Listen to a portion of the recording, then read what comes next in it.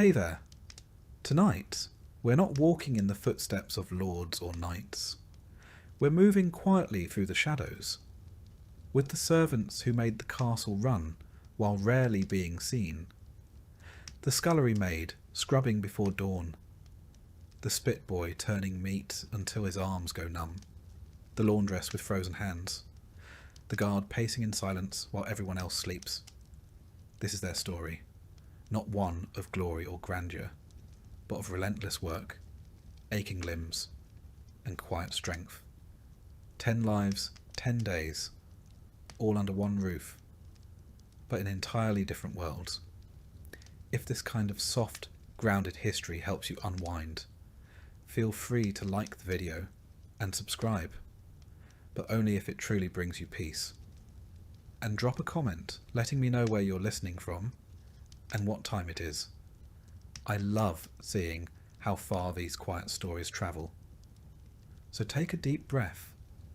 Let the fire crackle. Dim the lights. And let's begin. Not with royalty, but with those who served beneath them. Good morning. You're awake. Not because you've had enough sleep. Don't be ridiculous. But because the stone floor you were using as a mattress has successfully leached the last bit of warmth from your body. Also, the cook stepped on you. Twice. That's just how your day begins when you're the lowest ranking life form in a medieval castle. Welcome to the thrilling career of a scullery maid. You are unpaid, unwashed, and largely unnoticed unless someone needs something cleaned or someone else to blame. You sleep beside the hearth because it's the only warm place in the kitchen, and by warm we mean marginally less cold than outside. Your bedding is a burlap sack filled with straw that has seen better decades. It smells like burnt fat, wet wood, and crushed ambition. Your shift, that's your one piece of clothing, is made of coarse, undyed wool that doubles as both pyjamas and uniform. It's been boiled maybe twice this year. Probably once. Possibly never. You rise before the sun. Before the roosters. Before God, it seems. Why? Because everything that needs to happen before the nobles wake, fire, water, bread, cleaning, is your responsibility. Technically not yours alone, but let's be honest, the other girls know how to hide when work is handed out. You haven't learned that trick yet. Or maybe you just weren't born slippery enough. The hearth is dead. The embers have gone cold overnight. That's bad. A scullery without fire is like a knight without armour. Still dangerous, but mostly just pathetic. You shuffle outside into the pitch-black courtyard, barefoot, because your shoes disintegrated last spring, and were repurposed as door insulation. The flagstones are wet and jagged. You gather kindling with hands too numb to feel splinters. Back inside, you crouch by the hearth and begin coaxing flame from damp wood and angry thoughts. Eventually the fire crackles to life, and you hold your fingers above it until they stop resembling corpse fingers. You're now ready for your next task, water. The castle does not have plumbing. It has you. You haul wooden buckets from the well. Gallons and gallons of water, heavy and sloshing, balanced on a yoke across your narrow shoulders. It takes multiple trips. Your arms burn. Your back screams. Your knees wobble like boiled barley. And you haven't even reached breakfast yet.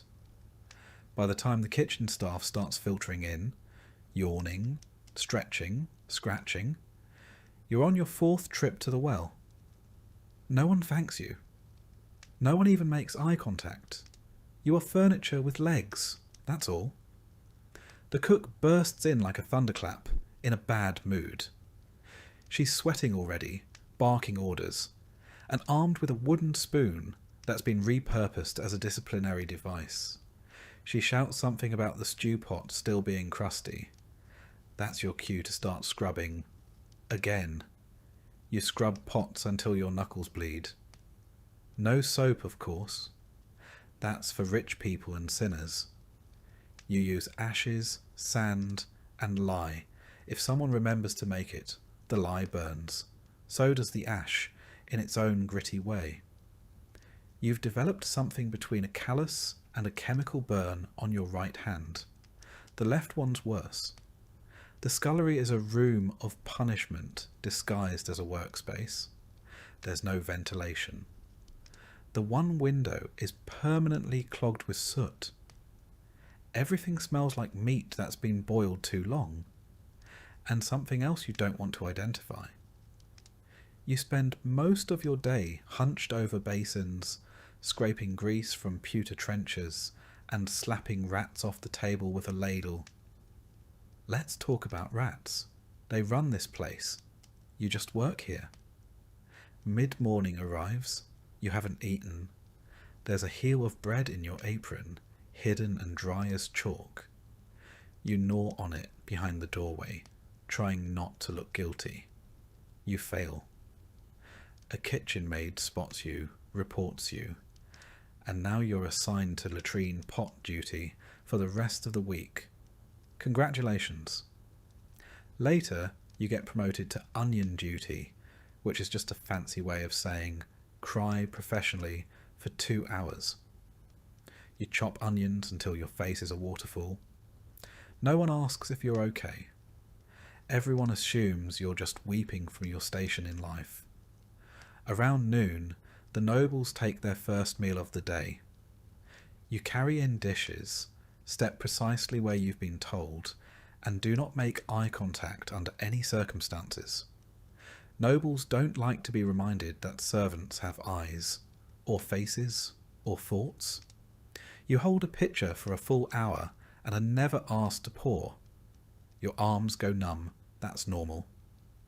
After the meal, you clean again. The same trenchers, now slick with gravy.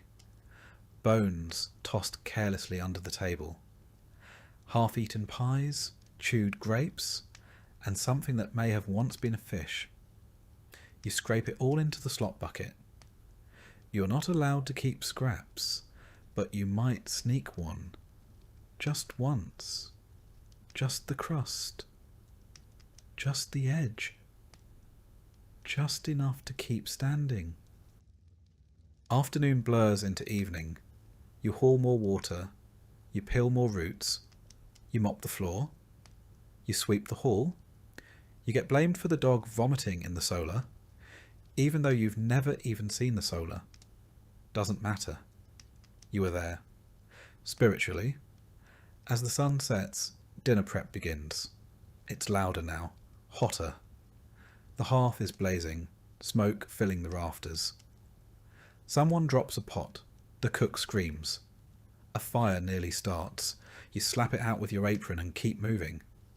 You're allowed to eat again, this time from a shared bowl passed between 5 girls.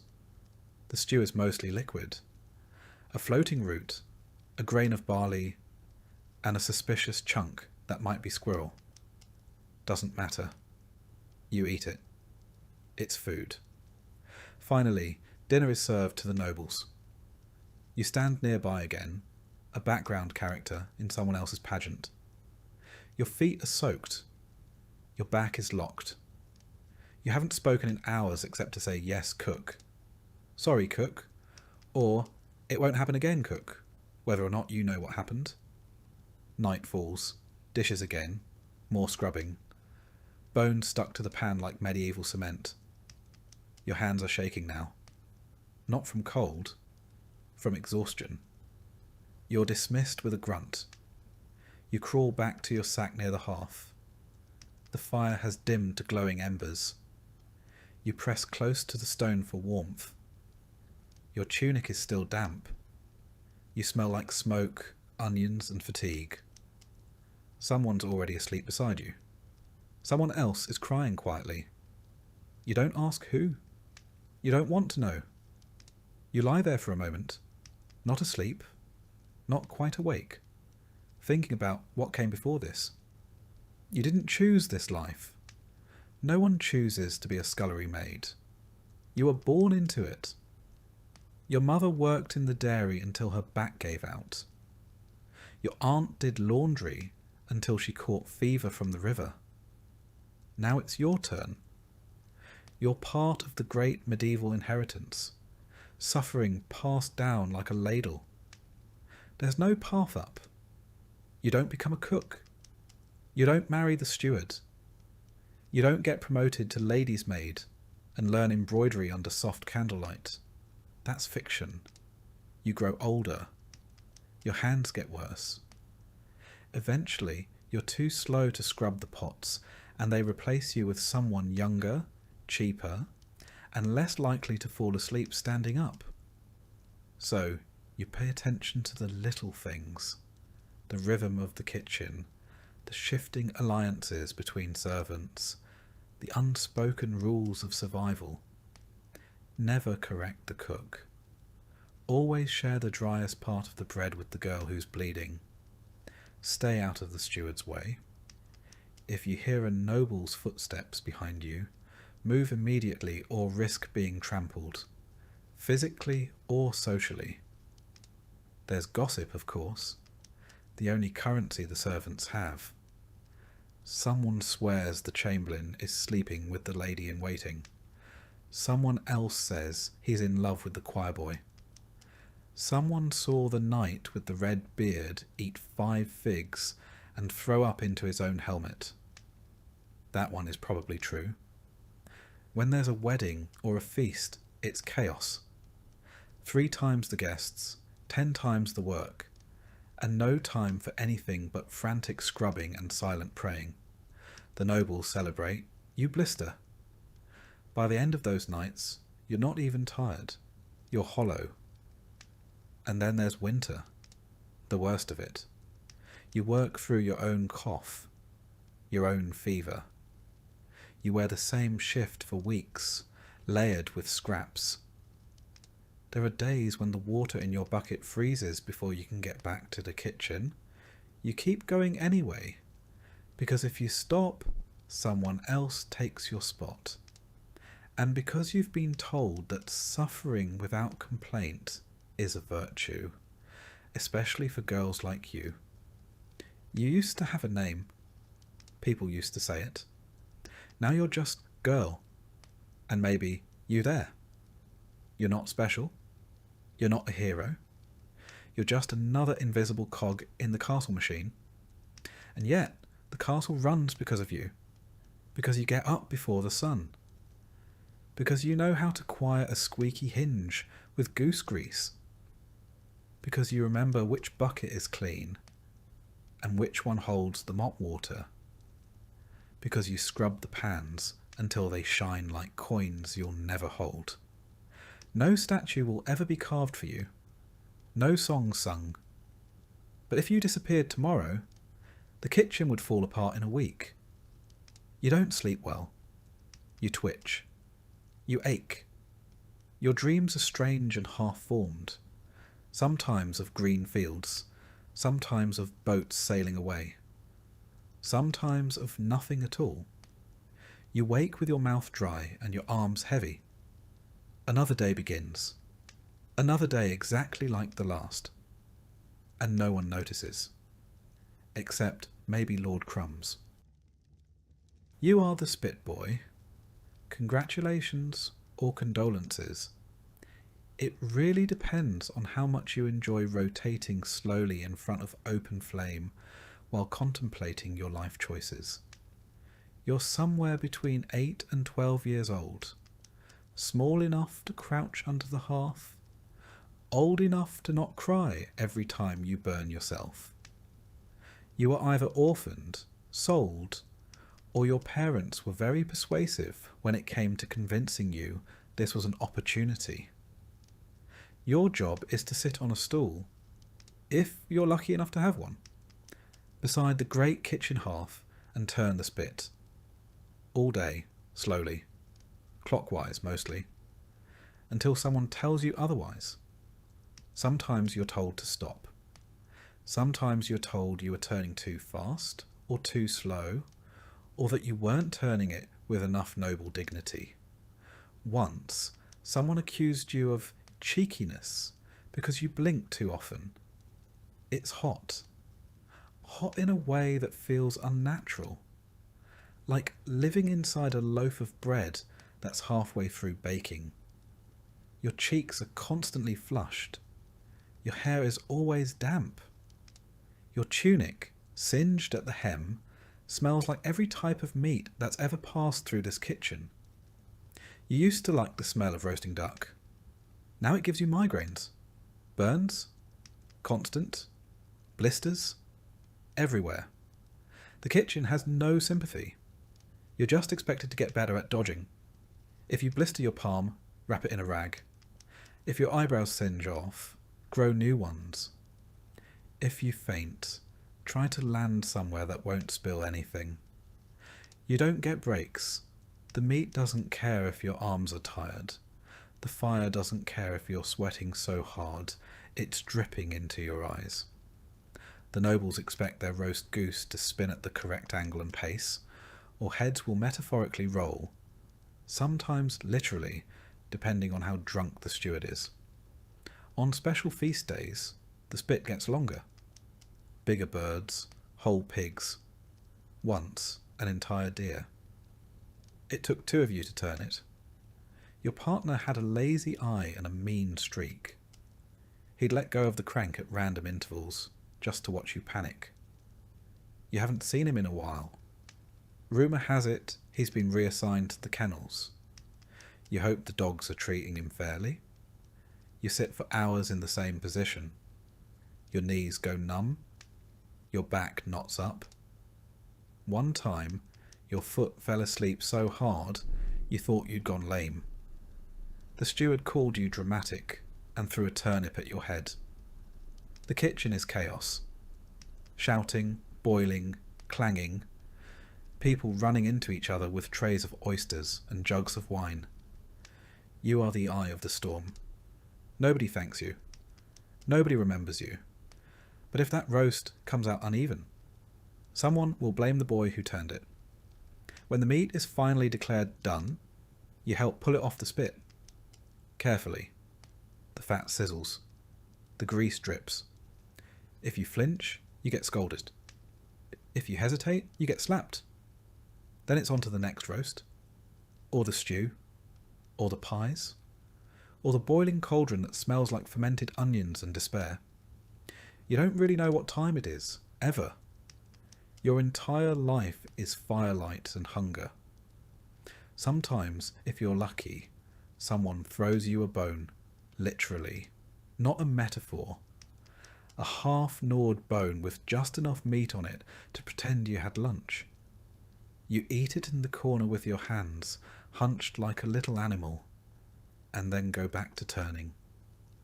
By late afternoon, the fire has turned your cheeks red, and your lips dry and cracked. Your hands are black with soot. You've inhaled so much smoke that you cough like someone 4 times your age. You're still rotating. You hear the sound of plates clattering, and nobles laughing in the hall above. You'll never go there. You're not allowed. That room is clean and bright and full of soft chairs and white bread. You exist so they don't have to.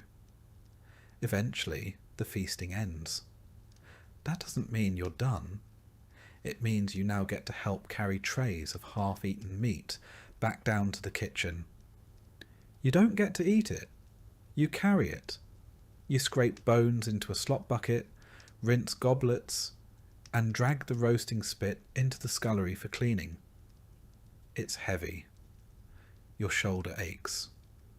You pretend you don't feel the blister bursting under your palm. Someone shouts that the Lord wants a roast prepared for his hounds. You start the process all over again. The dogs will eat better than you tonight. Again. It's late now. Your tunic is stuck to your skin. Your hair is stiff with grease. Your hands are shaking, and not just from fatigue, from hunger too. You finally get a bowl of pottage. It's thin, just boiled grain and a few soft turnips. You slurp it down in the corner. You don't talk to anyone. There's nothing to say. Everyone's too tired to pretend they're people. You clean the tools. Dull knives, the spit, the hooks. Everything must be spotless before the steward's rounds. If he finds a smear of fat, you're scrubbing it with your own spit. If you're lucky. If not, you're on floor duty in the Lord's privy the next day. Night settles like smoke. The kitchen quiets. The last pots clatter into place. The cook finally stops yelling. You sit near the dying fire, too sore to lie down, too wired to sleep. A rat crawls past. You don't flinch. You're too tired to care. You think about your old life before the castle. You were a shepherd's son, maybe? Or your parents ran a mill? Maybe they still do. Maybe they forgot you. Or maybe they were just desperate. One less mouth to feed. There's no path out of this.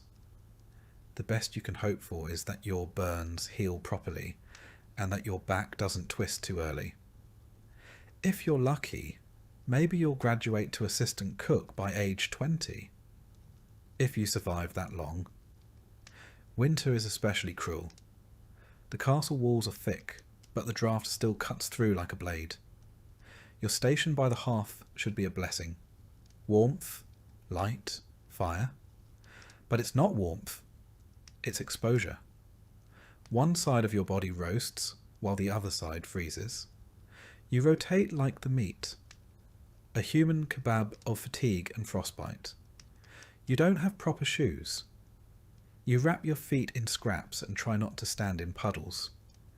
When you walk, your knees pop like old door hinges. When you crouch, you wonder if you'll ever uncrouch. There are days your fingers are so stiff from cold and burns you can't tell if you're holding the spit or it's holding you. And your health? You don't have that. Your cough has become part of your personality. Your skin peels from heat rash, then cracks from cold air. You smell constantly of scorched fat, which sounds delicious, but makes people avoid you.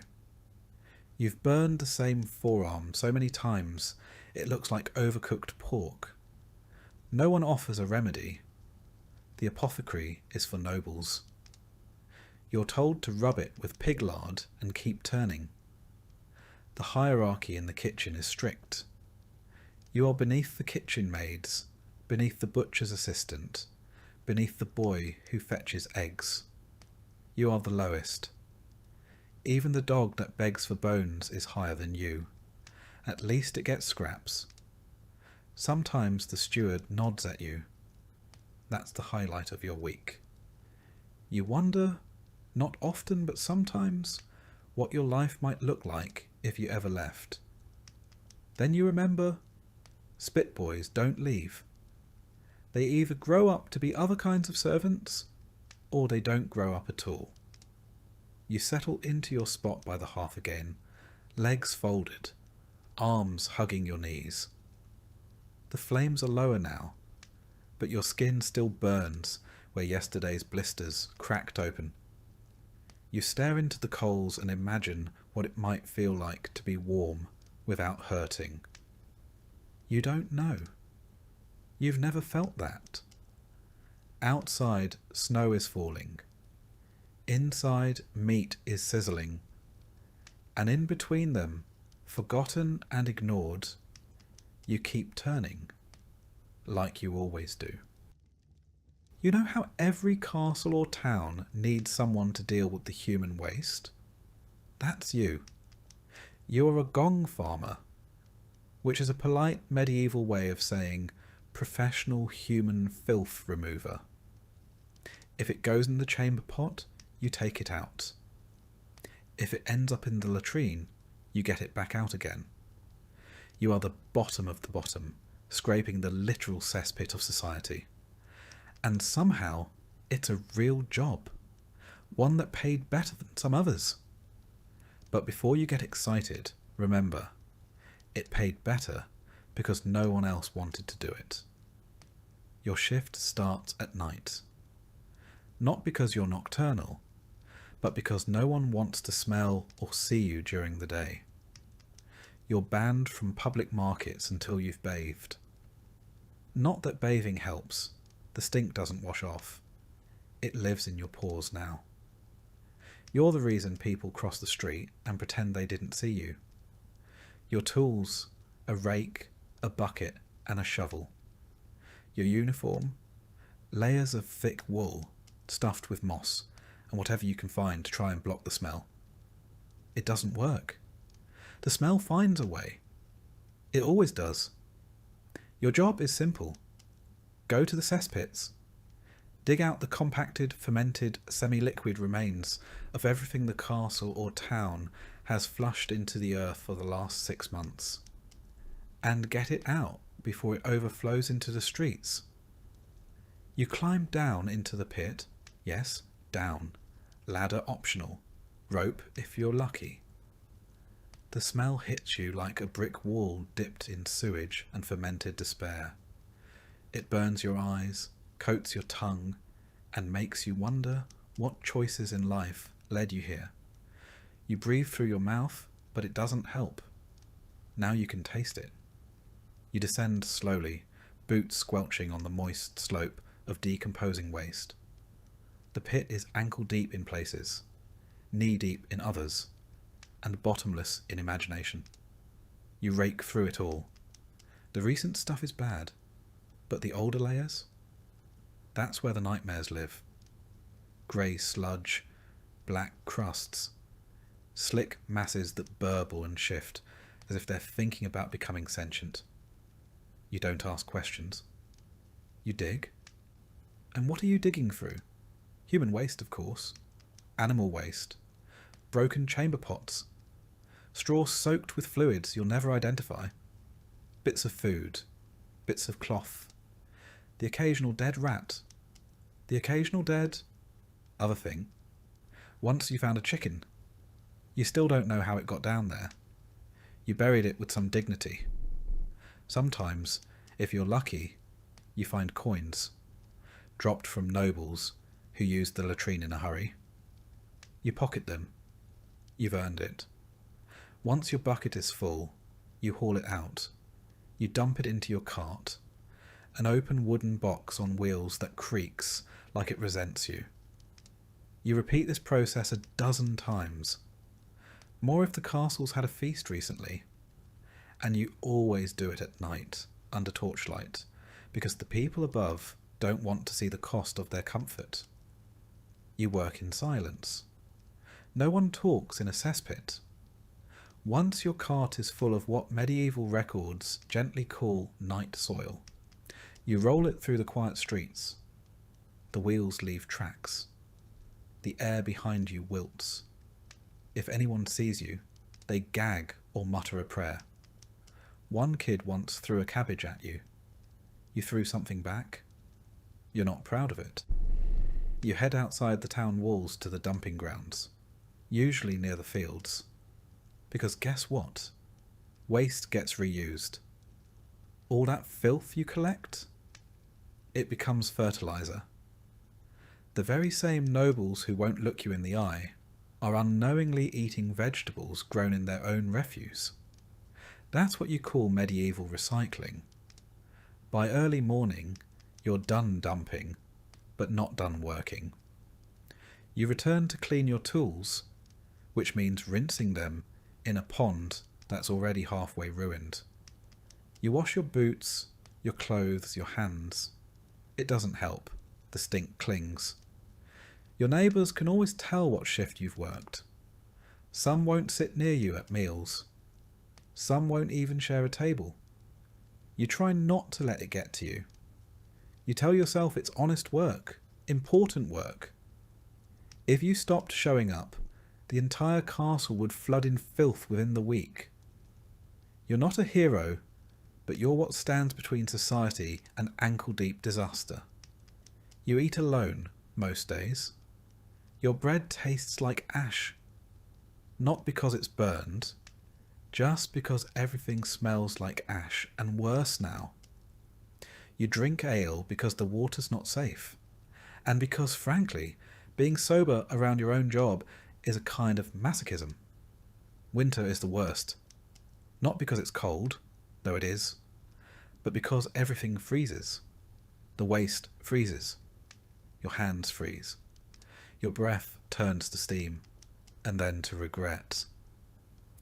You've got to hack through icy crusts with a shovel just to reach the warm, steaming horror beneath. It's the only time you'll ever see something warm and be upset about it. Summer isn't better. Summer bakes everything. The stench gets airborne. Flies swarm. Wasps show up for reasons you don't understand. You sweat so much it soaks through your shoes. You've tried everything to mask the smell. Vinegar, crushed herbs, even rubbing yourself with mint leaves. All it does is make the stench floral. People joke about you behind your back. Smells like a gong farmer is an insult. Some people assume you're stupid. You're not. You know how to brace a ladder with one leg while hauling 40 pounds of waste up a rope with the other. You know which side of the pit is safer to stand on after rain. You know which torch oils don't explode when dropped into methane pockets. That's science. Or something like it. And here's the kicker. You make more money than most servants. Yep. This is one of the few medieval jobs that actually paid well. Not luxuriously. You still live in a one-room hut on the edge of town. But better than a cook's helper or a baker's boy. Because no one else wants to do what you do, ever. They'd rather starve than crawl through what you crawl through. That's your leverage, your curse, your wage. By night's end, you're done. You drag your empty cart back to the yard. You lean your shovel against the wall. You sit down on a log. Not because it's clean, but because it's there. You sleep outside when the smell gets too bad. Your wife, if you have one, insists. Your kids say you smell like boiled cabbage and sin. You can't argue. They're right. You close your eyes, but the scent stays. It always stays. You smell it even in your dreams. Your hands don't look like hands anymore. The skin is always cracked. The fingernails black from grime. No matter how long you soak them, the calluses stay. You've stopped trying to scrub them clean. The soap costs more than your dignity. You used to be able to smell flowers, grass, firewood, not anymore. Your nose is broken, not physically, but spiritually. All you can ever smell now is rot. If a cart of apples rolled past you, you'd think they'd gone off. You've been rewired. Sometimes the castle guards joke with you. They say things like, "Don't fall in," and laugh, like that's the first time you've heard it. You smile politely and pretend it's funny. Once, one of them shoved you near the edge of the pit for a laugh. You didn't smile that time. You have dreams, rarely, about becoming something else. A baker, maybe. A scribe. But when you wake up, your hands still smell like last night. And so you rinse your face, adjust your sackcloth tunic, and walk back to the pit. Because even in dreams, someone has to carry the bucket. As the sky turns grey and the roosters begin their song, you haul your last bucket, scrape your last shoe, and exhale into the morning. The castle will wake soon, oblivious. The nobles will relieve themselves into gilded bowls, unaware of what happens after. And you'll vanish into shadow again, like the stink you carry. That's your job, that's your role, that's your day. The gong farmer, cleaner of kingdoms, forgotten by all, remembered only by the flies. You wear shoes. That alone makes you higher in rank than 3/4 of the castle staff. They're stiff leather, curled at the toe, and they squeak when you walk, which is unfortunate, because silence is part of your job. You're the apprentice to the chamberlain, which means you carry ledgers, memorize inventories, and pretend to understand what the words protocol and accountability really mean. You're not noble, of course. Don't get any ideas. You're a servant, but you're a servant with access. You enter rooms others only clean. You witness things most peasants couldn't spell. You fetch parchment, write numbers, and maintain calm when the countess is screaming that her linens smell like goat. Your day begins before the lords rise. You wake in the servants' hall near the good fire, the one not used for cooking rats or heating piss buckets. You splash water on your face, comb your hair with your fingers, and brush your tunic clean with your own sleeve. Presentation matters. First task, candles. You walk the long hallways replacing the stubs with fresh tallow tapers. Beeswax is for the chapel and the great hall only. Everyone else gets the cheap stuff that smells faintly of sheep. As you move from room to room, you know anything out of place. That's your second job, to notice. If the salt cellar is low, you write it down. If the wine stock is 2 casks short, you investigate. If the chamber pot in the guest room is full, you find someone else to deal with it. You delegate downward. It's tradition. The chamberlain is already awake, of course. He never sleeps, or so it seems. He's a narrow man with a sharp nose and sharper expectations.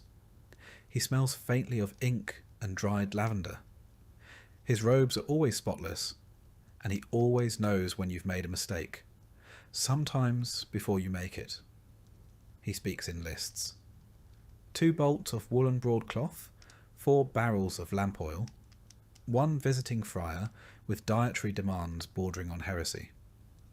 You nod, write it all down, and pray you don't spill ink again.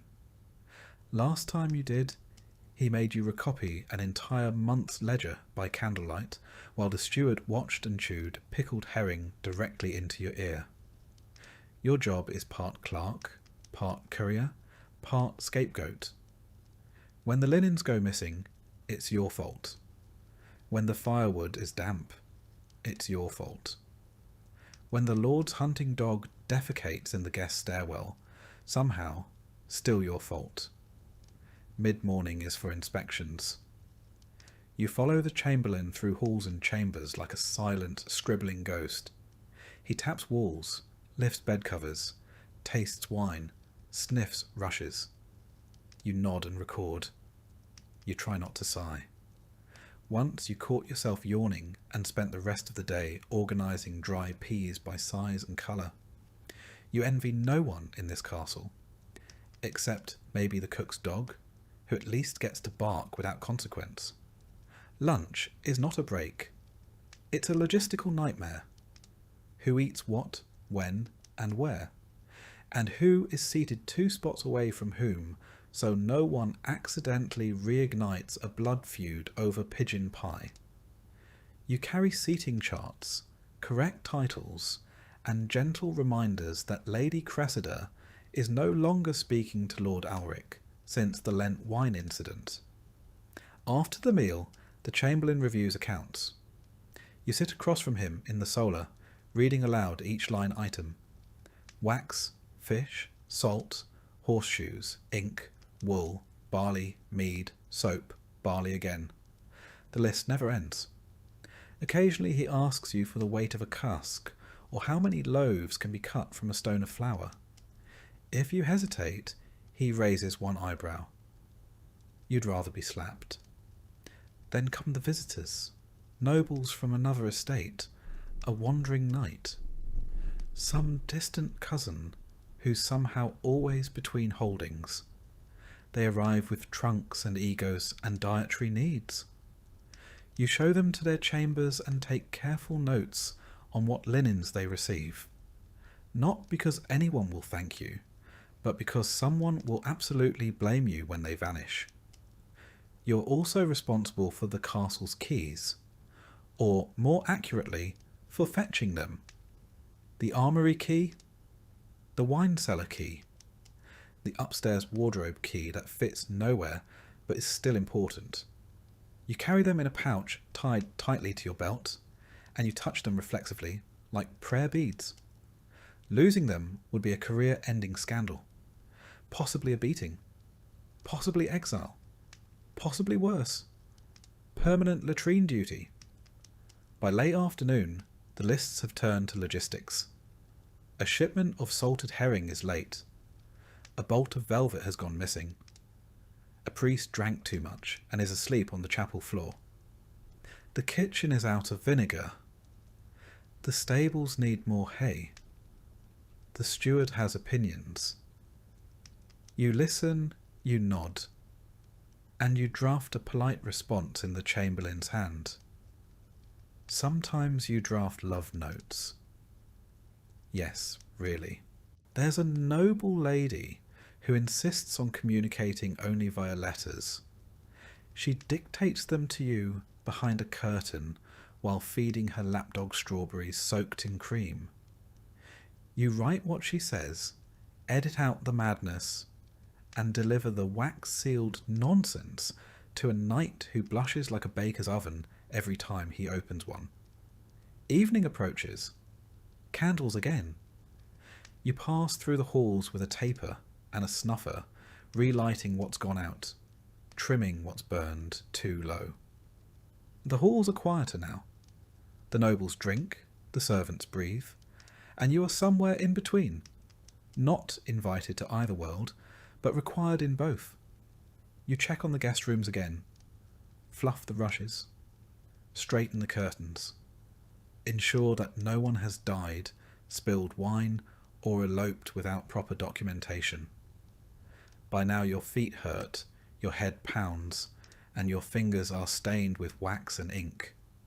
You haven't eaten since morning, but you won't eat until the chamberlain finishes his supper and dismisses you.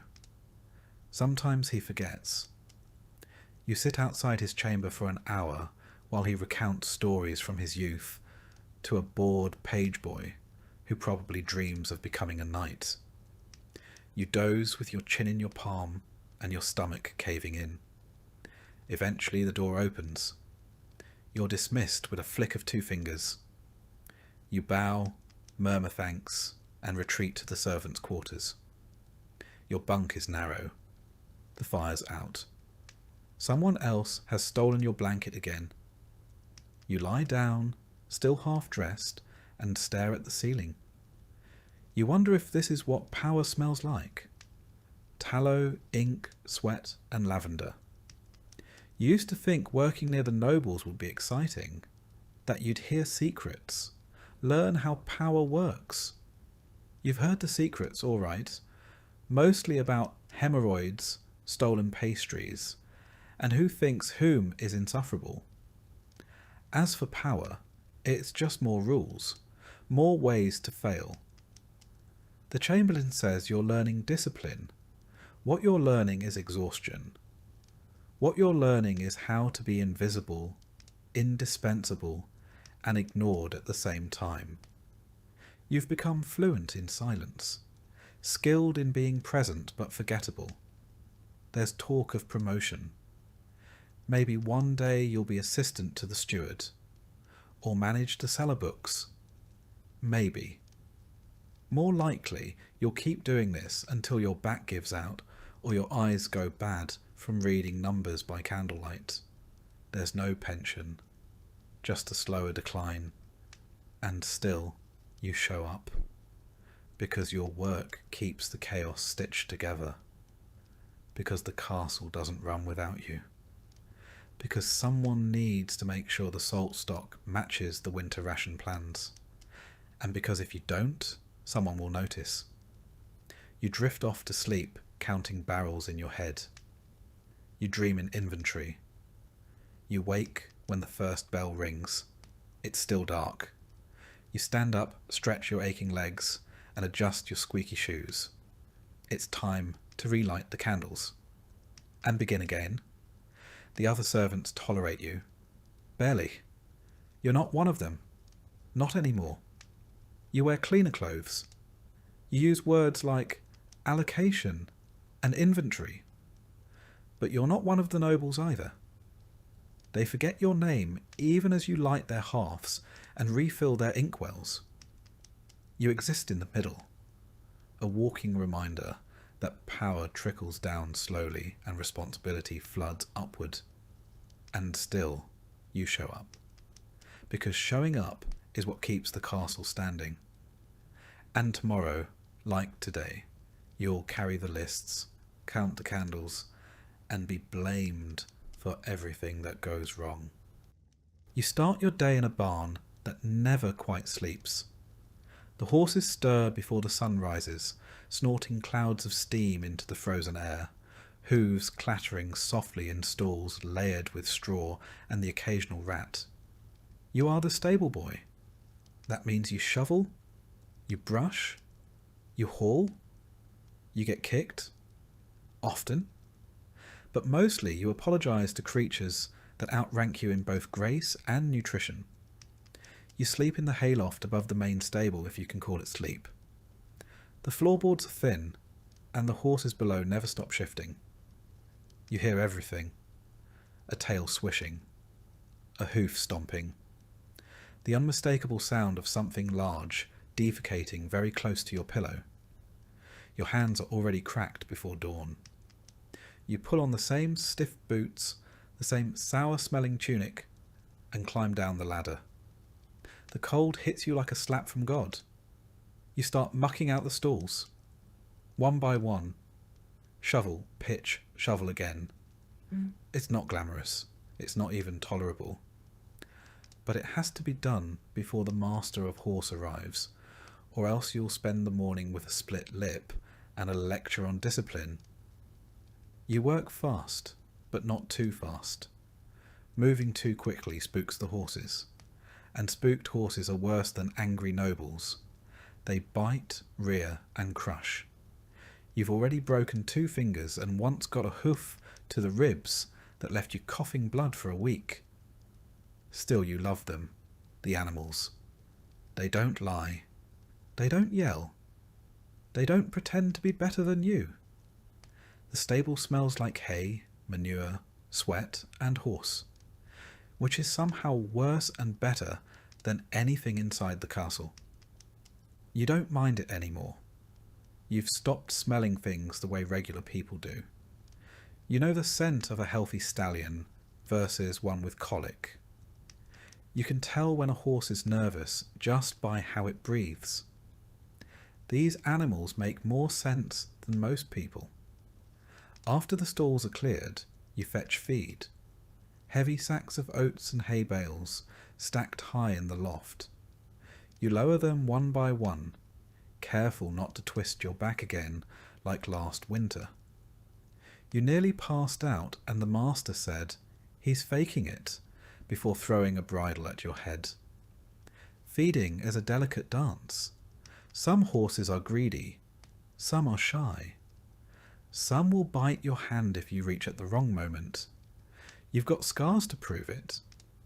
You pat their necks, check their hooves, and whisper nonsense to keep them calm. They know your voice. They trust you more than most nobles ever will. Mid-morning means grooming.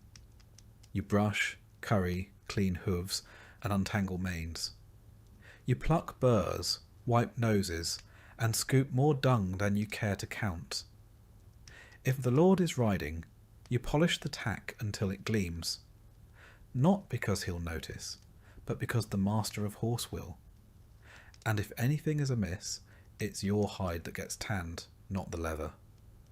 Sometimes the nobles bring dogs into the stable. Hunting dogs. Loud, twitchy things with more pedigree than sense. You clean up after them too. No one ever says thank you. When the lord decides to ride, and he always decides last minute, everything changes. The stable turns into a whirlwind.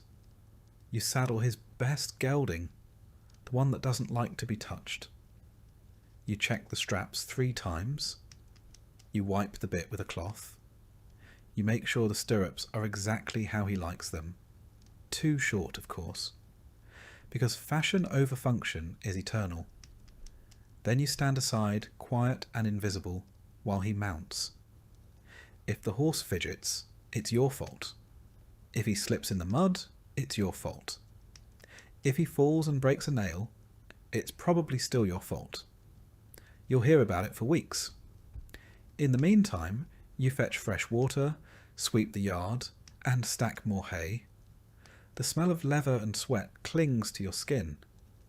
Your shoulders ache, your arms throb. You've pulled muscles you didn't know existed and bled in places that shouldn't. You get a break sometimes, but it's not restful. You sit on a stool, sip warm ale from a tin cup, and stare at the dust motes drifting through the air like exhausted ghosts. You don't talk. Your jaw hurts from clenching it. Your body hurts from existing. But the horses still need brushing. In winter, it's worse. Your fingers go numb even inside gloves. The troughs freeze. The breath from the horses steams in the cold like dragon smoke. You break ice with a hammer just to get them a drink. Sometimes you wonder if anyone inside the castle even knows the stable has no insulation. In summer, you're a walking blister. You sweat through your tunic, your shirt, your soul.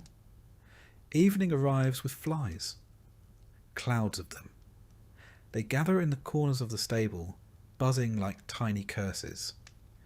You swat them away half-heartedly while cleaning out the last stalls. One of the older mares has soiled her bedding 3 times today. She's nervous. Bad weather is coming. You feel it in your joints, the way the air shifts. You know before the sky even darkens.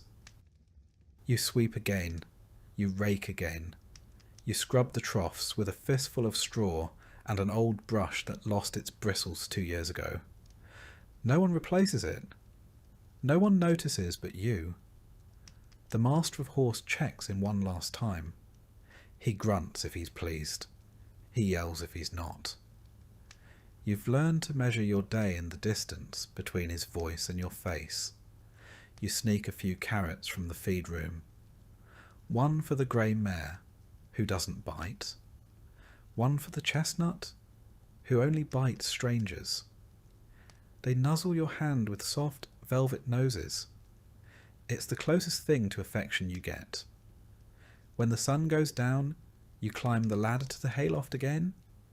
Your bed is a pile of rags and straw. It smells like mildew and saddle oil. You lie down in your clothes. There's no point undressing. You'll only have to put it all back on in 5 hours. You listen to the horses breathing. You listen to the wind pressing against the wooden slats. You count hoofbeats in your dreams. You'll be up before dawn. Again, no one at court knows your name. They call you boy, even though you're nearly 17, and your back creaks like a drawbridge. When you pass in the halls, they wrinkle their noses. Not because you're rude, but because you smell like a life they don't want to imagine. Still, some nod. The kitchen maid leaves you crusts. The blacksmith grunts a greeting. Once, a knight gave you a silver coin because you calmed his stallion before battle. You still have it. You don't plan to spend it. It's proof that you're not invisible. You're not stupid. You know you won't rise high. There's no ladder from stable boy to steward, no horsebrush that turns into a sword. You're not going to become a knight, not even a squire. But you know animals, and that's something. You know how to wrap a wound, calm a foal, and spot a lame leg before it gets worse. You matter in a quiet way. You've seen what happens to boys who can't take it. They leave, or break, or disappear one night after a whipping. No one asks questions. You do your job and keep your head down. In bad weather, the stables leak. In summer, the hay rots. In winter, your breath ices on the rafters. But the horses are still there, waiting, breathing, trusting. And that's enough. Not always, but most days. So you close your eyes, listening to the weight of hooves in straw, the creak of wood, and the soft breath of creatures that never judged you. Tomorrow it starts again. You are the stable boy, and the horses need you. You don't stay for the praise. There isn't any. You stay because the horses know your voice, because they nicker when they hear your boots, because in a world full of orders, lies, and punishments, this is the one place where you're trusted, not for who you are, but for how you move, how you speak, how you listen. And that kind of trust, that's rare, even in a castle. You wake up with a paw in your mouth. Again, it belongs to a turnspit dog, short-legged, long-bodied, vaguely miserable, like a sausage with trauma. He's sprawled across your straw pallet, snoring softly, his fur matted with kitchen grease, and what might be duck fat. You don't mind. He's warm. And honestly, he smells better than most of your co-workers.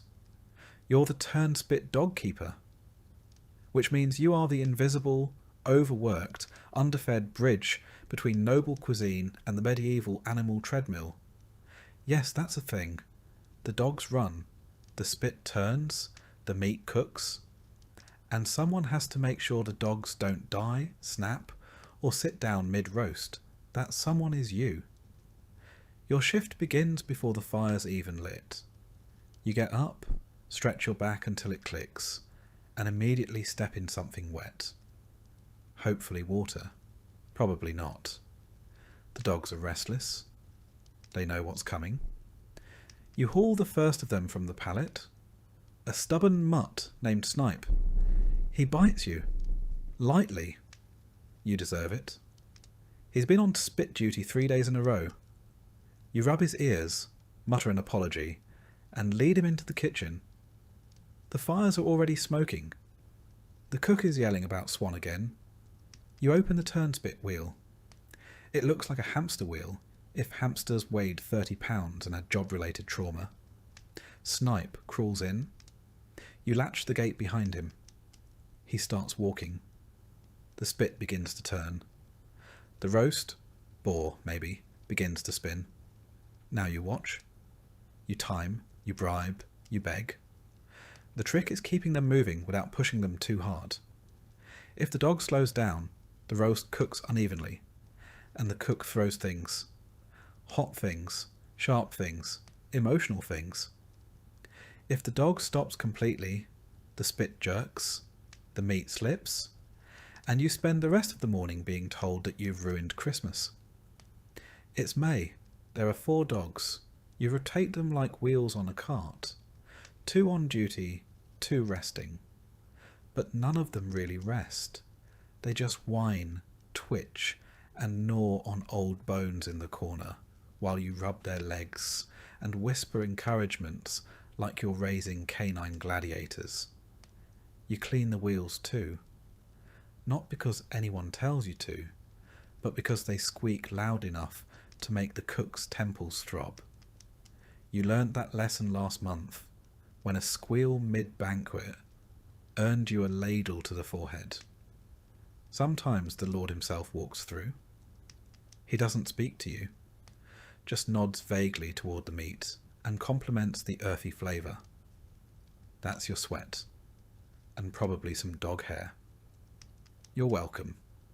Feeding the dogs is another gamble. They're not supposed to eat scraps from the noble table, but you do it anyway. No one wants to run on an empty stomach, and dried peas aren't exactly performance fuel. So when no one's looking, you slip them bits of goose fat or crusts soaked in gravy. They love you for it, until one of them bites your thumb off, which almost happened last week. burns are common. Your forearms look like parchment. The kitchen is a furnace. Even in winter, it's a wall of smoke, heat, and shouting. In summer, it becomes a punishment from God. The fire never goes out. Not really. Even at night, it smoulders. And you sleep nearby, just close enough to be useful, just far enough to be forgotten. You've inhaled so much ash that your snot comes out black. Your cough sounds like a dying bellows. Your eyes are permanently red, which at least hides the tears. You used to think dogs were cheerful, loyal, friendly. Now you know better. These are working dogs, bred not for companionship, but for endless mechanical endurance. They don't want affection, they want your bread. And if you're late feeding them, they organise a rebellion. You once walked into the wheel room to find 3 of them sitting in a circle, chewing your shoe. No one taught you how to train them. You just learned by trial, error, and blood loss. You keep a stick nearby. You don't like using it. You really don't. But sometimes they refuse to run. Sometimes they dig in their paws and stare at you with the eyes of an animal who knows it's part of a joke it can't understand. You've named them all. Snipe, Button, Maud, Guts. Guts is the mean one. He only likes you when you feed him bacon grease. Otherwise he growls like a brewing storm and snaps at your ankles when he's off duty. You think he sees the world the same way you do. Tired, greasy, and full of smoke. Once, a noble child wandered into the kitchen. She pointed at the dog wheel and said, "Look, a spinning puppy." You smiled. Then her tutor yanked her away and glared at you like you'd exposed her to something indecent. You didn't say a word. You never do. At some point, you realise your posture's changed. You walk hunched now, from years of ducking under low beams, crouching beside dog pens, and carrying iron spit still hot from the fire. Your hands are covered in calluses and burns. Your knees ache when it rains. You're 17. You used to dream of being a falconer.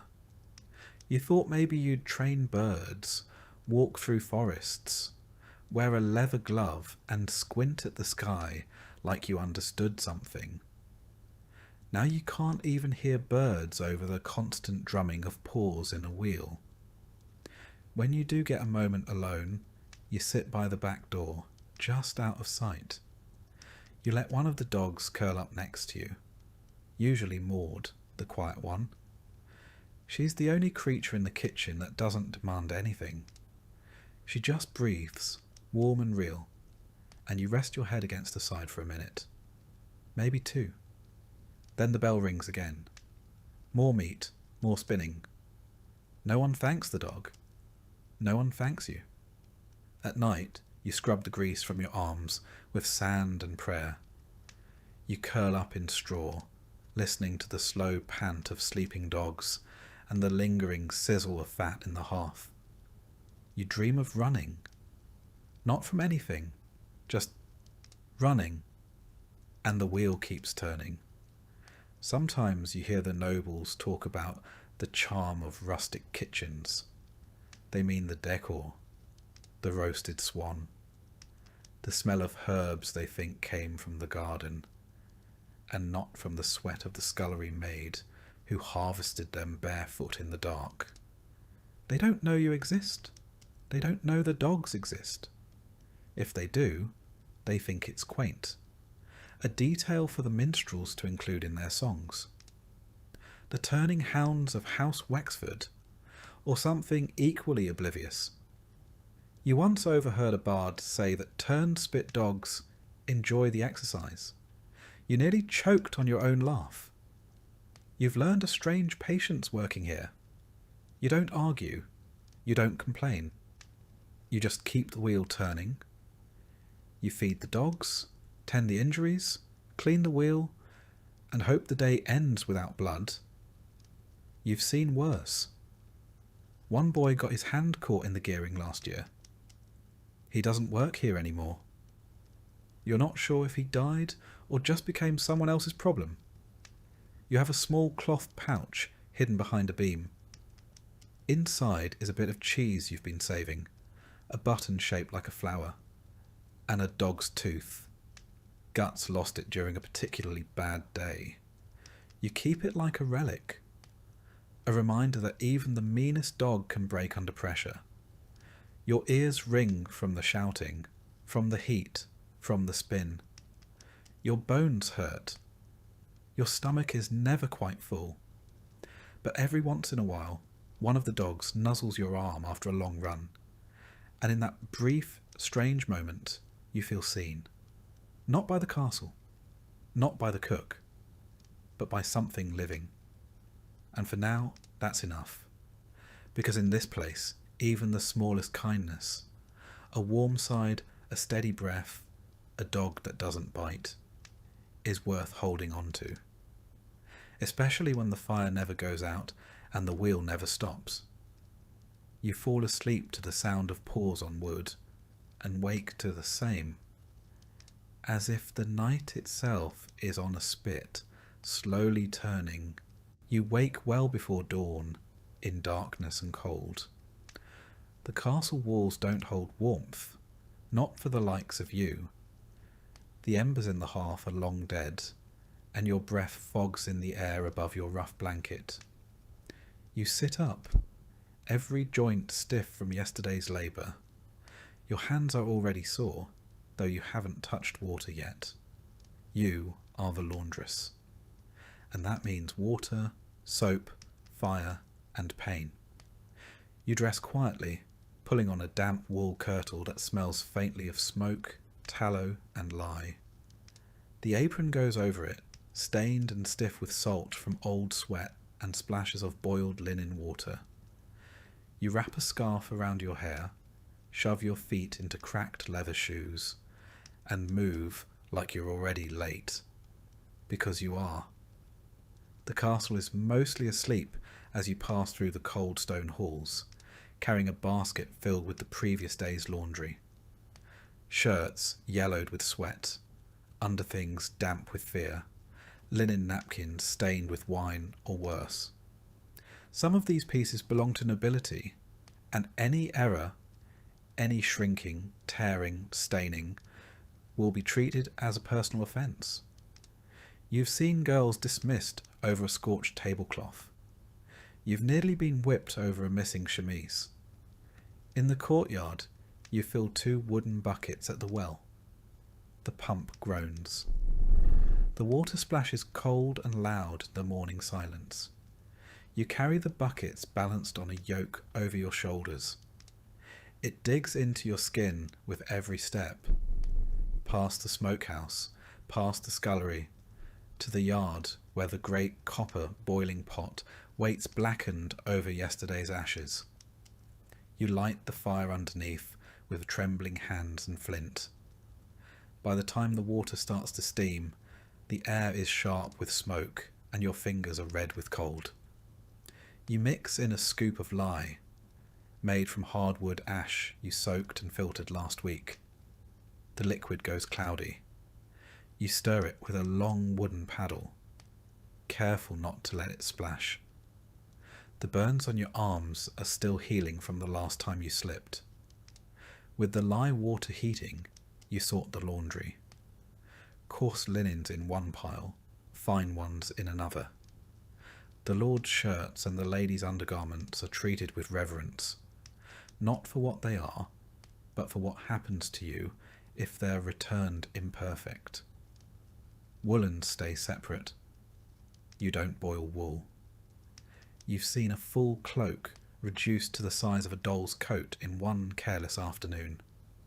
You begin with the soak. Linens go into the hot, lye-laced water and are stirred gently to loosen the stains and stench. Then comes the scrubbing. At a flat stone slab near the well, you kneel and press a servant's tunic down hard against the rock. You rub soap into the fabric. black soap, made of tallow and lye, harsh on the cloth and worse on your hands. You scrub it in strokes, knuckles whitening. The stone is rough and the cloth is heavy, waterlogged and stubborn. When you dunk it into a barrel to rinse, the water clouds instantly. You smile faintly. Progress. The rinse water is cold. So cold your fingers go numb within minutes. You work anyway, switching hands, clenching them to keep the blood moving. Every now and then, you blow on your fingers and flex your wrists, but it barely helps. You think of other women, the scullery maid, the wood carrier, and know they're cold too. It doesn't make you feel better. It just reminds you you're not alone. Once the worst of the dirt is out, you haul the linens to the stream that runs behind the outer wall. There, in the shallows, you beat the larger items, sheets, tablecloths, with a wooden paddle. You swing and smack and swing again, the water splashing up your sleeves. Every blow knocks out dirt. Every splash soaks your skin. You can barely feel your knees in the mud. Around you, a few washerwomen from the village do the same. No one speaks. No one needs to. The only sound is water, wood, and the occasional sigh. When the linens are beaten, rinsed, and twisted dry by hand, a process that leaves your shoulders screaming, you drape them over bushes or on long ropes strung between trees. In summer, they dry in the sun. In winter, you hang them near the hearth, praying they don't catch fire. Damp fabric and open flames make uneasy neighbours. You tend the fire again, check the boil, stir the next batch, fetch more water. You lose track of time in the repetition. Haul, soak, scrub, wring, hang. By midday you can't feel your forearms. By afternoon, your lower back is a knotted rope. There's a moment, though, when the lady's veil comes clean, a stubborn wine stain finally gone. You hold it up, steaming, white against the smoke-dark sky, and feel a flicker of pride. Brief. Then you spot a fray at the hem and mutter a curse. You'll have to patch it and pray no one notices. When all is hung and steaming gently in the afternoon wind, you sit for a moment on an upturned bucket, just to breathe. You tear a bit of crust from the pocket of your apron. Hard bread, mostly stale, but food all the same. You chew slowly and watch the linen dance in the wind. Then you're back at it, collecting the dry, folding the crisp, cold shirts, checking for mist stains or lingering damp. You sort the noble garments into a separate basket, laying a cloth between each folded item like layers of armour. You will deliver these by hand, quietly, without making eye contact, without drawing attention. You are invisible. You must stay that way. At the kitchen door, you exchange a nod with the scullery maid, who smells like fish and onions and exhaustion. Inside, the cook shouts something about missing cloths. You wordlessly pass her a folded bundle of kitchen rags. She grunts her thanks. You leave before she can remember your name. The last stop is the Lord Solar. You knock. A servant answers. You hand him the basket with a practised bow. He doesn't thank you. He closes the door. Your hands are raw. Your neck aches. Your back feels twisted. But nothing is stained. Nothing is missing. That means today was good. You return to the laundry yard to put out the fire, empty the tubs, and rinse the soapstones. A sheet has blown loose and lies half in the mud. You grab it before anyone sees. It's only a little dirty. You'll wash it again tomorrow. You don't complain. There's no point. At last, just as the sun begins to set behind the battlements, you sit again, this time longer. You hold your hands out, toward the fading warmth of the fire and feel the pain pulse back into them. Your nails are chipped. Your fingertips are peeling. But they still work. In your apron pocket, you carry a scrap of linen, a torn piece from a ruined towel. You've been sewing it into a handkerchief in quiet moments. There's no time for that tonight, but just knowing it's there gives you something that belongs only to you. You eat in the servants' hall, pottage, bread, warm ale. You eat quickly, quietly, eyes low. Then you return to your pallet near the chimney. Your shift is over. Tomorrow will be the same.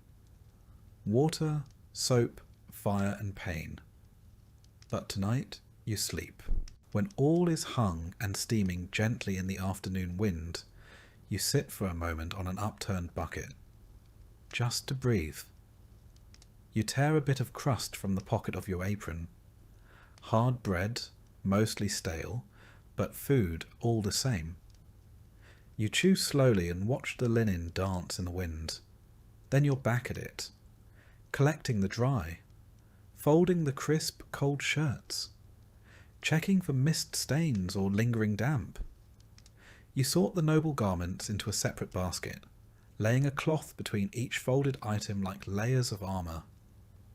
You will deliver these by hand, quietly, without making eye contact, without drawing attention. You are invisible. You must stay that way.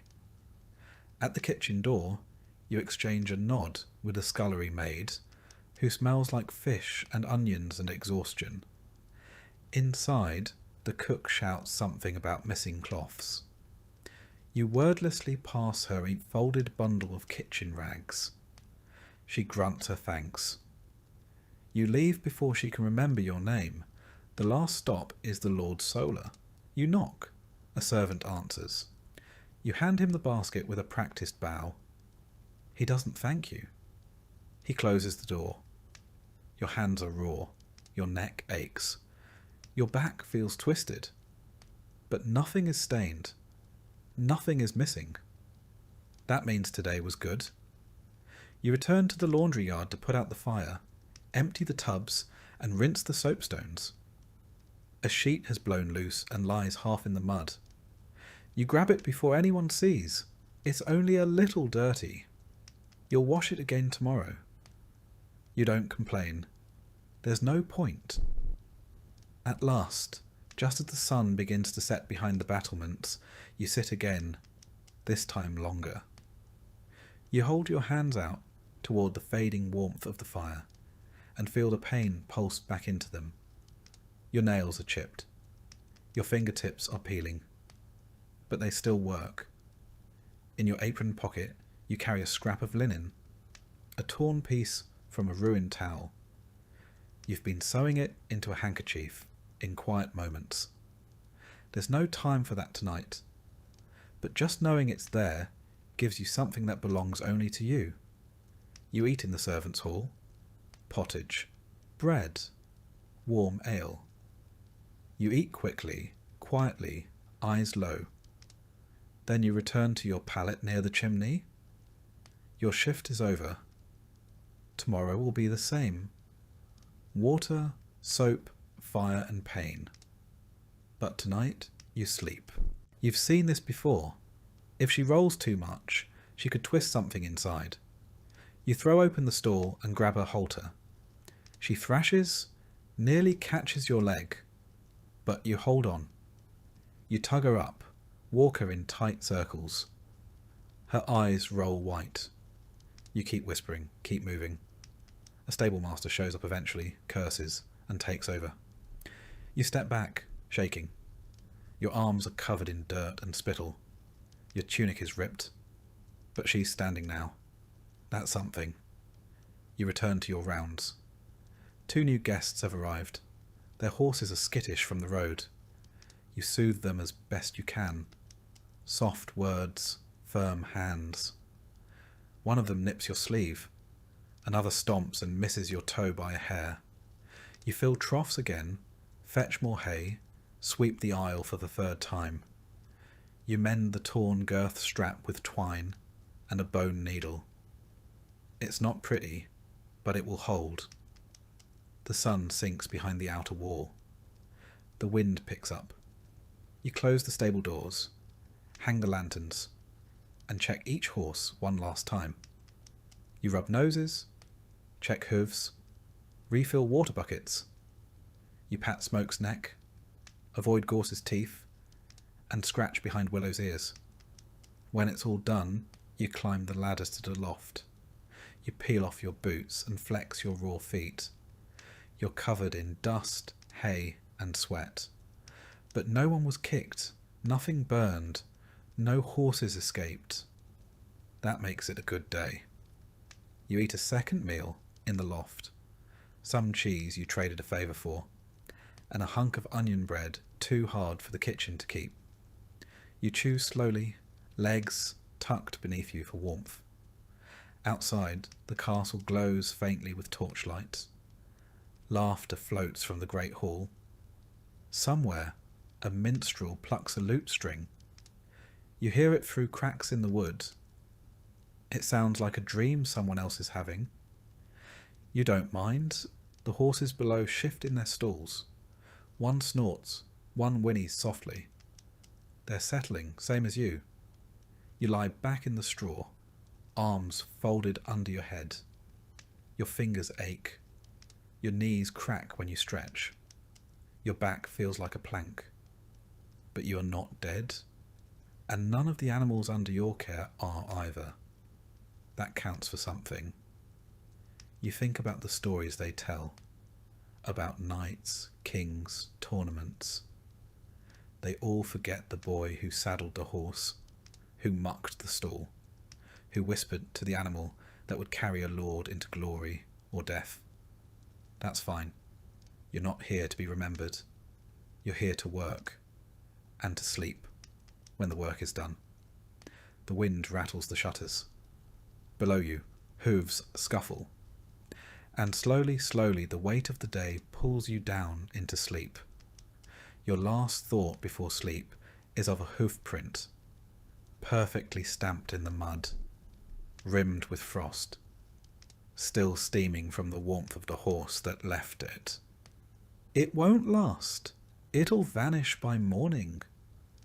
But for now, it's real. And so are you. You wake with a jolt, the butt of your spear still clutched in one hand. You must have nodded off. Again, but only for a moment. You're sure of it. The brazier beside you is nearly out. Just a few orange coals crackling faintly in the darkness. You rub your eyes, shift your weight on the cold stone bench, and peer through the arrow slit beside you. Still night. Still fog. Still your watch. You're the castle guard. Not a knight, not a soldier. Not a man-at-arms with songs written about him. Just a guard. You stand, you wait, you freeze. And if something goes wrong, you're the first to die.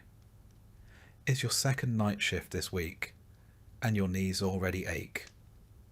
You roll your shoulder, feel the bruise from yesterday's training drill. A wooden blade slammed into your side hard enough to rattle your ribs. The sergeant called it a learning moment. You called it something else, silently. Your job is simple. Watch the gate. Watch the wall. Walk the perimeter when the bell strikes the hour. Report anything strange. And don't fall asleep. You listen for the bell now. Distant. Muffled. Probably 5 hours till dawn. The wind whistles through the murder holes overhead, sharp and steady. You pull your cloak tighter. The wool is thin and doesn't help much, but it's all you're issued. Your breath fogs in the torchlight, curling into the stillness like smoke from a dying fire. You stretch your legs and walk a slow circle around the gatehouse interior. The stone floor is slick with old condensation and soot from the torches. You know every crack, every uneven flagstone. You've paced it too many times to count. At the outer parapet, The wind hits harder. Your cloak flaps against your legs. The courtyard below is quiet. A lone dog sniffs around the kitchen door. Somewhere, a drunk stumbles out of the barracks latrine, mumbling a tune and failing to close the door behind him. You don't cool down. Not your problem. Not tonight. You check the iron hinges on the main portcullis. Still locked, still rusted. Still your responsibility if it jams when it's needed most. You run your gloved hand down the edge. It's freezing to the touch. You think about the day shift. Better in some ways. Sunlight, warmth, people to talk to. But during the day there's shouting, drills, inspections. At night you're alone, forgotten. Except if someone breaks in. Then suddenly everyone remembers the night guard. Back inside, you take your seat again. You tilt your head and rest it briefly against the cold stone wall. Your helmet's off. Too heavy for hour 7 of nothing. You rest your hand on your spear like it's a staff or a crutch. Maybe both. You hear something. A sound just beyond the gate. Not a voice. Not quite a footstep. You stand too fast. Your knees complain. You move toward the door. Grip your spear. Hold your breath. It's nothing. A bird, maybe. Or the gate settling in the frost. You wait a few moments longer, then exhale slowly and return to your post. False alarm. You're jumpy tonight. Can't afford not to be. You sit again, slowly. Your joints creak like a drawbridge. You pull a strip of dried meat from your pouch. Cold, hard, a bit of gristle stuck to the edge. You chew slowly, jaw aching. This is dinner. Once, a noble boy sneered at your meal as he passed. He had a pastry in one hand and a silk handkerchief in the other. You didn't say anything. You just kept chewing. That's what guards do. Keep chewing. Keep watching. Keep standing. Until they don't. You remember your first winter watch. Toes numb for days. Fingers purple. Skin cracked and bleeding. You learned the trick of wrapping wool inside your boots, layering grease cloth under your gloves. It helped. A little. Midnight bells toll. You stand and make your round. From the eastern tower to the west, past the armoury, past the chapel. You pause there. Light flickers in the chapel window. The priest must be praying again. He never sleeps either. You climb to the wall walk and scan the woods beyond the outer bailey. Black trees sway in a sea of mist. The moon casts a pale stripe across the fields. You see no movement. You see everything. You think of your mother's farm, of harvest moons and cider, and wonder if she's still there. You hope she is. You make it back to your post just as the brazier dies completely. You don't bother relighting it. The cold keeps you awake better anyway. Sometime after the last bell, the captain arrives. His boots echo on the stone as he enters. He doesn't speak at first, just looks you over, checks the ledger, taps the pike rack once with the butt of his halberd. Still breathing? He asks. Barely, you answer. He grunts, then passes by without further word. He never says, "Good work." You're not here for praise. You're here because someone has to be. He leaves. You stretch once more, rotating your shoulder. The fog is lifting.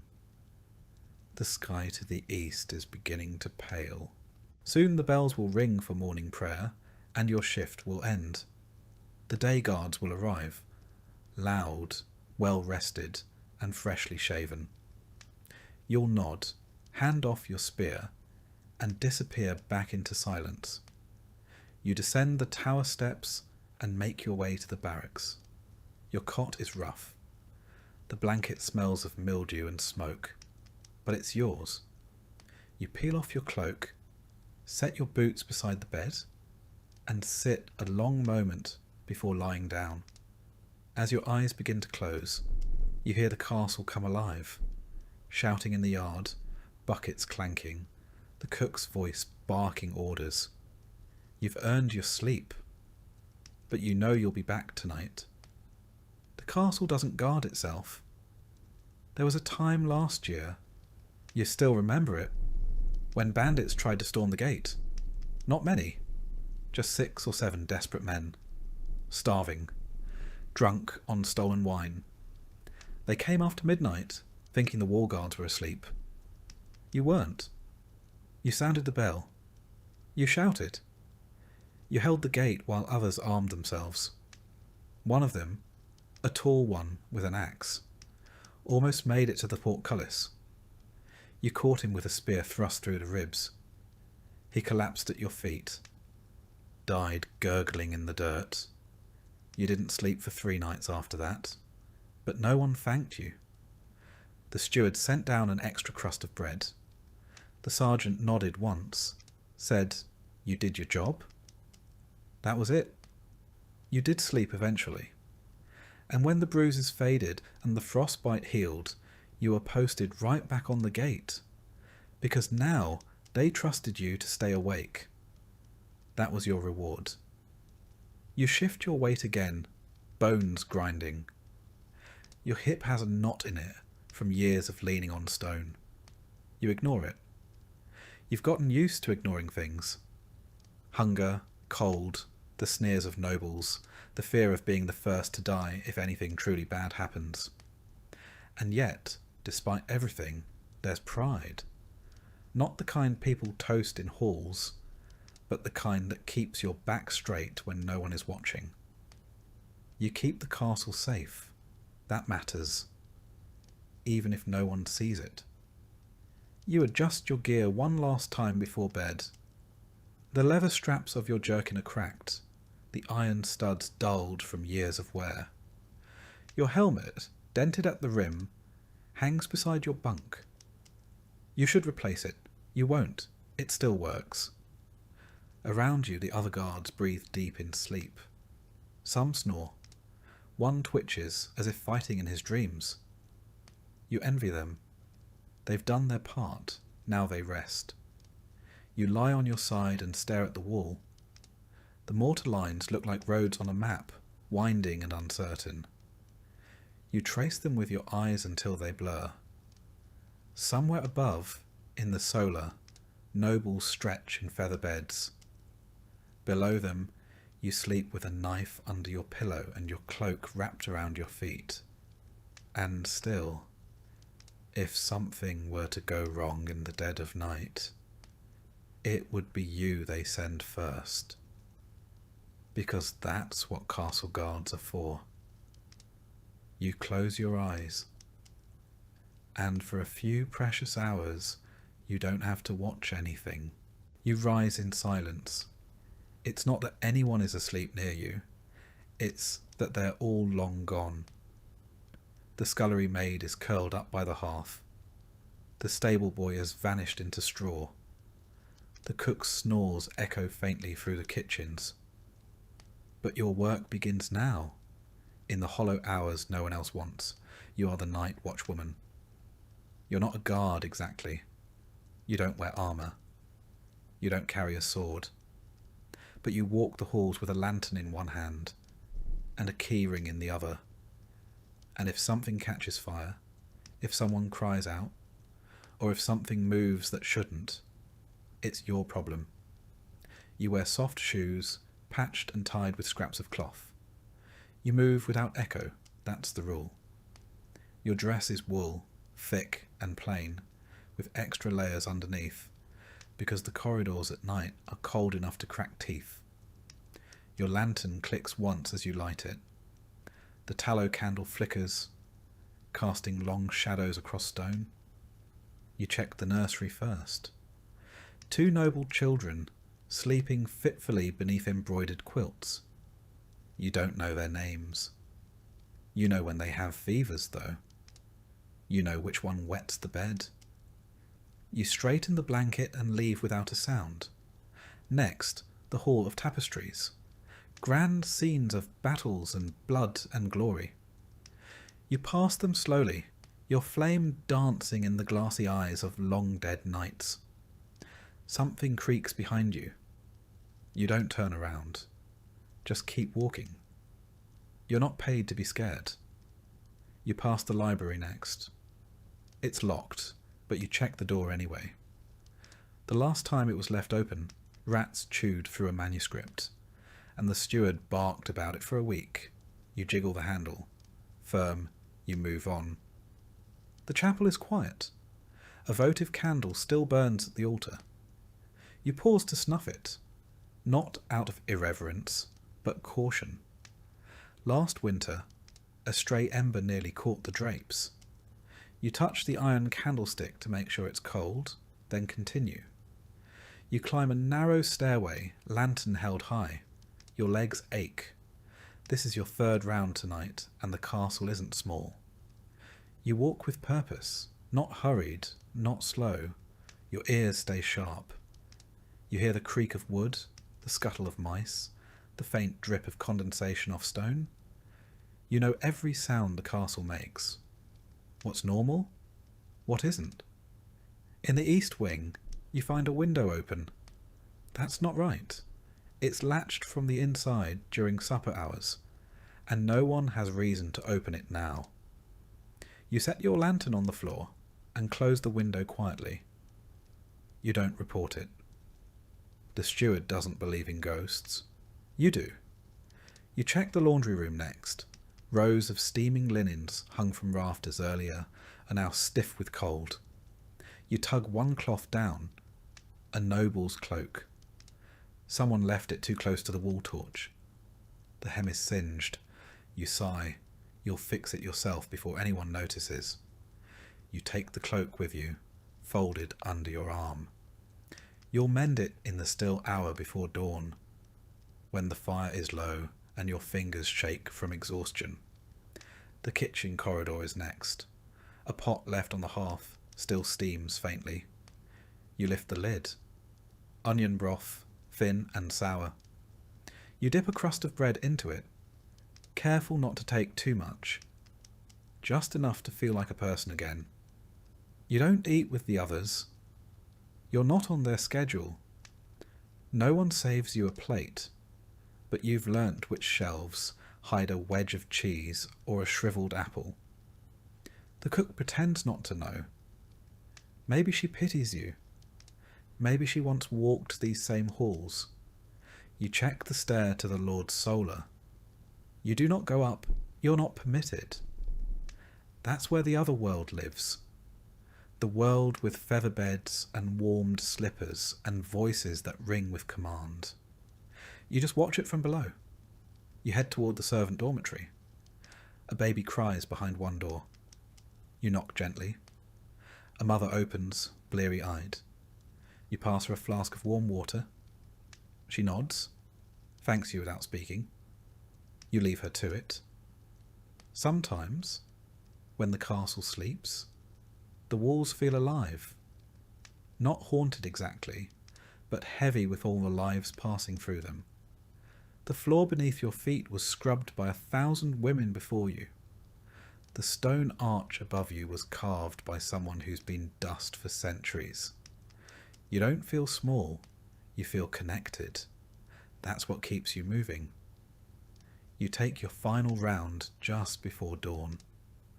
The lantern is low now. You tilt it to coax out more light from the stub of candle, but there's not much left. The flame flutters, casting dancing shadows along the hallway walls. You pass through the lower storerooms, eyes peeled for anything out of place. This is where the rats come, where a spark could start a fire that would eat the whole castle. You pause by the armory door. It's cracked. That's wrong. You step inside, heart quickening. You don't have a weapon. Just your keys. Just your voice. You scan the racks.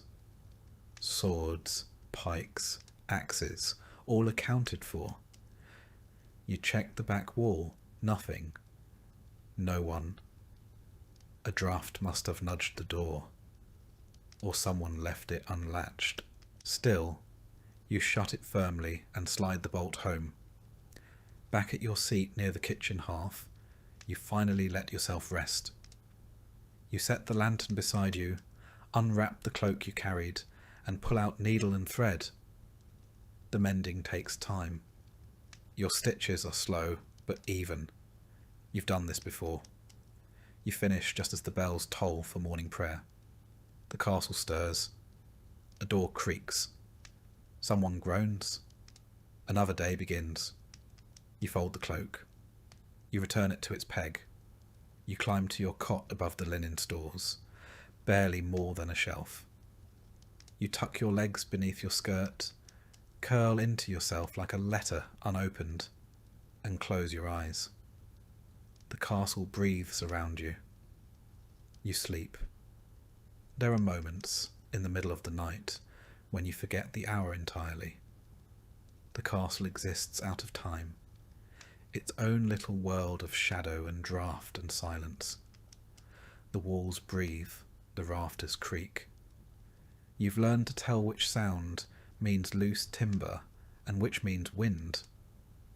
You carry a small pouch of salt in your apron, not for seasoning, for protection. The old cook told you once that evil things dislike salt, that if you ever saw something that didn't belong in the halls, you should throw it at its feet. You've never had to, but the pouch stays. In the east corridor, near the old chapel, there's a patch of stone colder than the rest. No matter the season. You step over it every time. Just a habit. No one talks about it. Sometimes a nobleman's mistress will be out late, slipping from one chamber to another. You pretend not to see. You keep your eyes down, your keys quiet. Secrets are not yours to keep, but they are yours to carry. You once caught the steward himself stealing candles, taking them from chapel stores to light his own hearth in winter. He locked eyes with you, said nothing. Neither did you. But a week later, you found a thick blanket folded on your cot. No explanation. You never mentioned it. These are the quiet trades of castle life. The unspoken debts and wordless bargains, made not in coin but in silence and stitches. And you are fluent in them. In the quietest part of the night, just before the birds begin to stir, you sometimes pause beneath the great window overlooking the courtyard. You let the lantern hang low just for a moment, and you look up. The stars shimmer, hard and cold and far beyond reach. But they're always there. No matter what happened that day, no matter what burns or breaks, the stars return. You think of your mother's stories. She used to say the night had ears, that it listened to the women who worked while others slept. And maybe it does. You've whispered your share of wishes into its stillness, most of them practical, none of them answered. Still, the watching comforts you. You take a slow breath, stretch your aching arms, and begin walking again. The same halls, the same locks, the same long shadows. Because someone has to. Because someone always has. And tonight, as always, that someone is you.